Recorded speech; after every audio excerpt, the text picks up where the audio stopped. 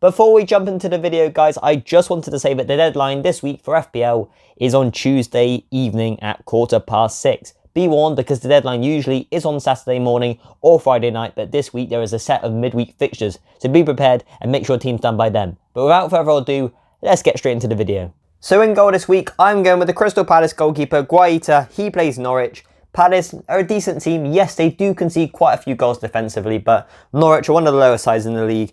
And although Wolves have a great defence, they play an Arsenal team who haven't been in the best of form recently, but still a top side. They still have the likes of Martinelli, Saka, Smith Rowe, Odegaard, players who can exploit that Wolves defence. So that's why I've gone with Guaita in goal. And my three defenders are Tyrick Mitchell, so he plays Norwich as well. He plays for Palace. He's the left back.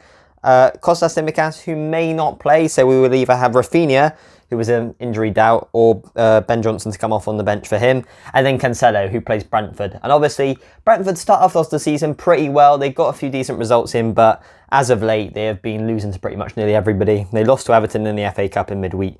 And I can't see anything but a Man City win. However, I did say that against Southampton, and what happened? A 1-1 draw. So you never know. We can always be optimistic, because I am a Liverpool fan here. Man City may not win, but I expect them after the international break to be raring to go, and maybe Cancelo can get some FPL points.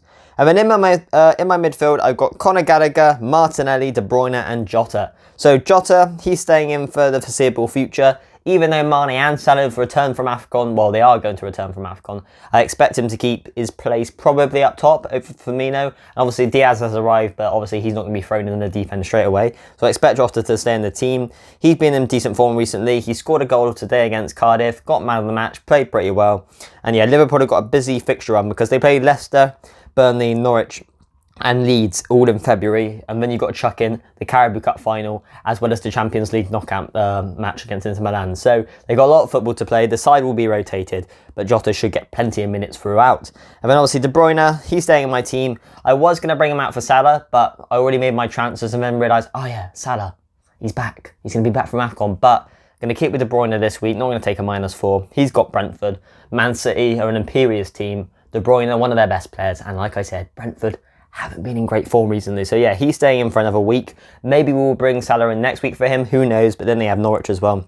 So it's a sticky one there. But then Liverpool have Burnley. So yeah, who knows what's going to happen. But although Salah and Mane will be back and ready to play against Leicester on Thursday, you would hope, I don't know whether they will play a lot of football, because Salah has literally played, like, I read some ridiculous stats. He's literally played 90 minutes in every Egypt match over the AFCON. He's played like, I don't know, 300 odd minutes in about, like, I don't know, 8 days or something, which is absolutely ridiculous. So he needs a rest. Same with Mane. Obviously, they're the key players in their team, so they're going to play a lot. So maybe they will only get half an hour against Leicester. They could obviously still score, but I'd rather have De Bruyne, who could probably play a full 90 against Brentford. Tyrick Martinelli? Gabriel Martinelli's in there. I thought, out of the Arsenal players, who do I bring in? Because I got rid of Bernardo Silva, because like I've said in previous videos, because De Bruyne's back in the team now, he's getting more further up the pitch, which means Bernardo Silva is sort of being hampered and sort of staying back a bit more. So I brought in Martinelli, who has been in pretty decent form recently. Yes, he's blanked in the last 3 matches, but before that, he got himself a goal against Leeds. He got himself a goal against West Ham, got himself an assist against Southampton, and then a couple matches before that, he got himself an assist against Man United. Like, he's a top player. I've watched him a couple times this season. I watched him when he played against Liverpool in the Carabao Cup. Looked like a major threat. And he seems to have that spot in that team over the likes of Smith Rowe and Martin Odegaard currently. Yes, all could change, but he looks like a top player, and I'm going to keep him in because he plays Wolves. And like I've said, Wolves, decent fixture for Arsenal. Yes, they have a very tough defence, but they're not one of the better sides in the league, although they have been great this season. And that's quite disrespectful to say that. But yeah, Arsenal will probably be hoping to pick up some points and get a few points on the board.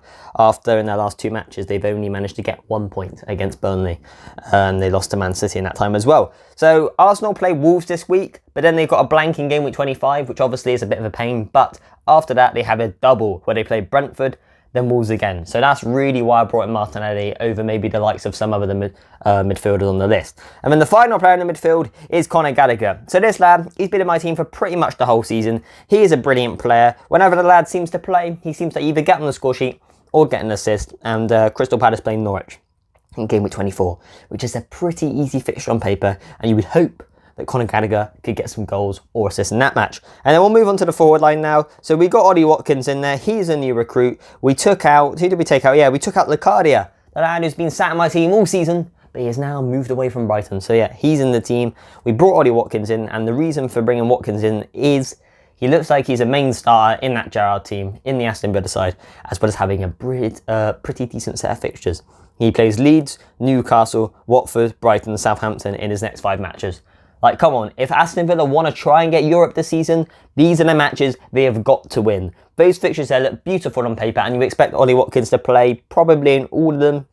Maybe he might have a rest in one of them, but you expect him to play in all of them for at least 70, 80, 90 minutes, and hopefully he can get on the score sheet or get an assist in those matches. So yeah, that's why I brought Watkins in. We got Mikel Antonio in there too. He's had a bit of a hit and miss season. Started off absolutely brilliantly, then sort of tailed off, but now he's starting to get back into the rhythm of things. He plays Watford, a team who have been pretty poor recently. Yes, they've got a new manager. They got Roy Hodgson in. He knows what he's doing, but I don't know if he'd be able to save this Watford side, who have been on a really, a very steep downwards trajectory after they beat Man United. They literally haven't won from then, or they've maybe got 1 win from that match. So yeah, they have been in pretty poor form, and you would expect West Ham to punish them after beating Kidminster in the League Cup. And then the final player is Harry Kane.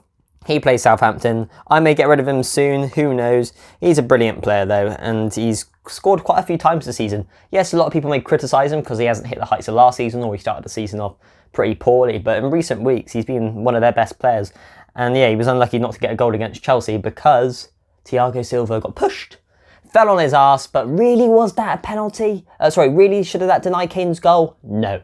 It was a little tap, but Thiago Silva, he's a man of experience. He knows what he's doing, so it disallowed Kane's goal. But yeah, nevertheless, whatever you want to say, he's in my team for this week. And yeah, him or De Bruyne will probably get removed next week for Salah, because you know Salah is a brilliant player, and hopefully he can keep the form going that he had before he went to AFCON. And then on the bench, Jose Sa, Rafinha, Johnson, and then Cucurella, who has a blank this week. But next week he has a double against Watford and Man United, which is 2 pretty decent sides there, because, you know, Watford, one of the lowest sides in the league, and Man United can get beaten by anybody, as we found out in midweek. So yeah, that is my team there. The captain this week is going to be De Bruyne, vice-captain Jota. As usual, if you have any comments, put them in the comment section, questions as well. Also, if you have enjoyed the video, please hit the like button.